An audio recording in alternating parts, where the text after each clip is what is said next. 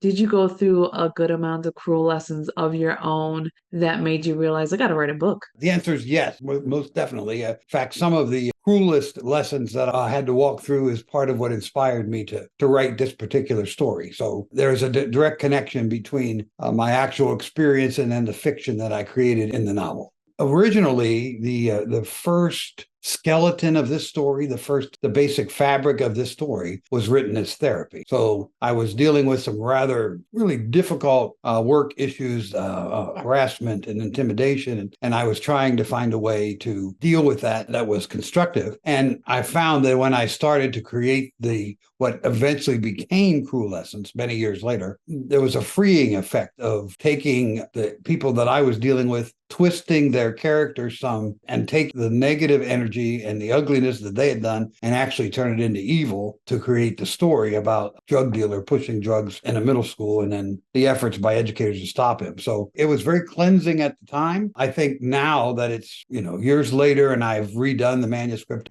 more times than I care to count, I think it's ready for the world in terms of the lesson that it brings for them as well.